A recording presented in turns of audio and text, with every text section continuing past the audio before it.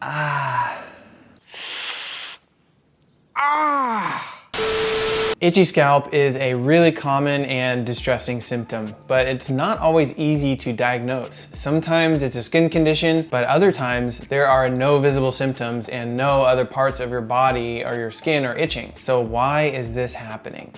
Let's get into it.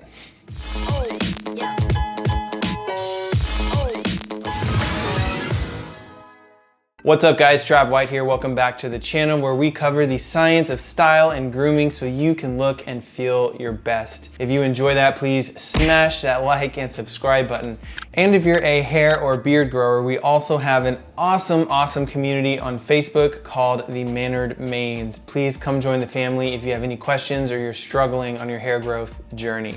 So the first thing to note is that your scalp has a very complex neuroanatomy with an abundance of sensory nerve endings found in the sebaceous gland. And this basically means your scalp is much more sensitive than the rest of your body, and itchiness can be from tons of things. Sometimes the causes of itchy scalp are really hard to diagnose, especially if there are no other visible symptoms accompanying it. So even within one hair follicle, there are tons of sensory receptors and mediators involved in itchy scalp. So if something triggers one of these receptors, it can cause your scalp to itch, and it could be several different things. But in this video, I'm gonna cover the top 5 most common reasons why your scalp might itch and what you can do about it. So the first and most common reason your scalp itches is because you have a dermatological skin condition, and that's something a dermatologist can easily diagnose and treat. So a 2011 study in the Experimental Dermatology Journal actually found that the 2 most common skin conditions that cause itchy scalps are seborrheic dermatitis and psoriasis. So both cause severe scalp itching, but they're slightly different. So signs of seborrheic dermatitis are large, oily, white,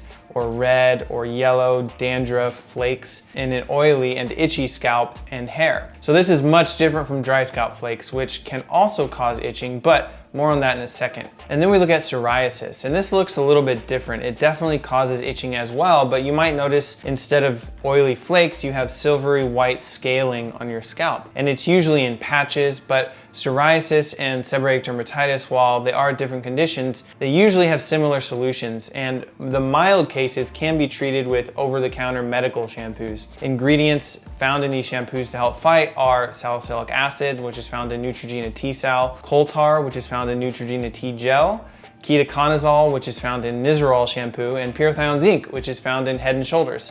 Then you also have selenium sulfide, which is found in Selsun Blue. So oftentimes people have to try multiple different ones of these shampoos because they might not always get results from one. They'll have to try another one. There's also some evidence that tea tree and lemongrass oils have antimicrobial properties. So adding some drops of these essential oils into your medical shampoo might also help fight some of these skin conditions. If you do have extreme cases, however, then you'll need to talk to a dermatologist about getting a stronger medical grade prescription to fight these. But let's say that you don't have any of these symptoms and your scalp is clean as a whistle. Is that an expression? Clean as a whistle? Clean as a whistle, Homer.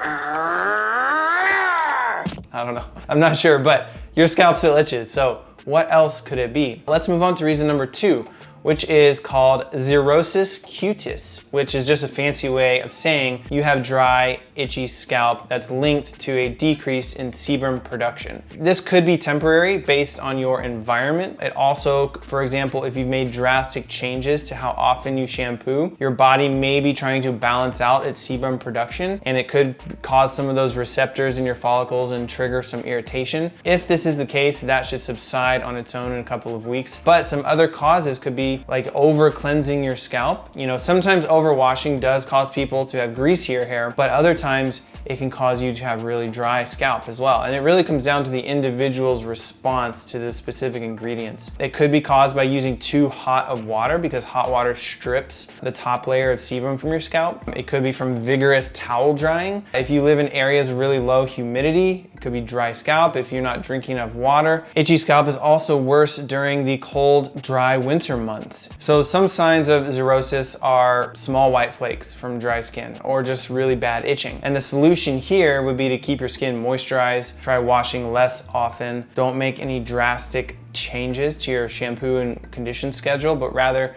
wean on or off of your schedule just so your scalp can keep up with it. And additionally, try using a little bit of conditioner on your scalp after you shampoo. If your sebum is not producing enough, then you can use some of the moisturizer from your conditioner. I wouldn't go too hard on it though, because you don't want to clog your pores. So a little bit can go a long way. The third reason your scalp could be itchy is from contact dermatitis, which is an itchy or allergic reaction to an ingredient in one of your hair products. So some signs are like redness, itchiness, of course, dry skin, flaking, and the solution to this is tough because you need to identify the specific cause, and it could be like one of many things. So the most common irritants in shampoos and conditioners are fragrances, and this is whether they're natural or synthetic fragrances. You could have an allergic reaction in both. Others are short chain alcohols like isopropyl alcohol that can dry your scalp, harsh sulfates, sodium lauryl sulfate, sodium laureth sulfate. Surprisingly, ammonium lauryl sulfate is not that skin irritating because ammonium is heavier than sodium and doesn't penetrate the skin as well. Then we also have parabens like methylparaben. So all of these can cause contact dermatitis. So check the ingredients label on your products to see if you have any of those ingredients in them. And unless you have a known allergen, it's kind of tough to identify which ingredient is causing an irritation. The only really solution I can give you would be to keep it sulfate free, keep it paraben free, keep it alcohol free, dye free, and then test out different fragrances to see if you react to one or not. The fourth reason is that it could be a symptom of an underlying medical condition.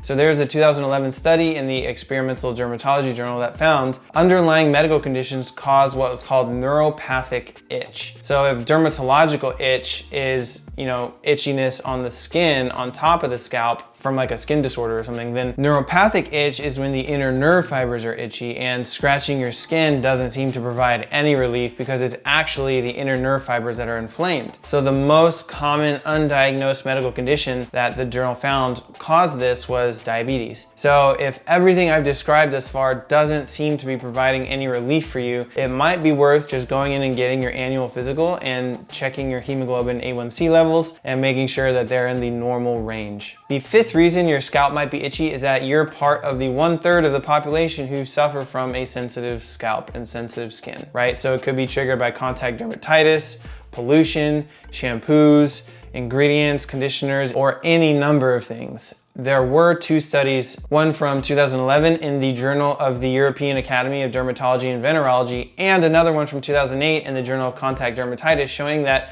1/3 to almost 44% were found to suffer from sensitive scalp, and they excluded dandruff as those symptoms.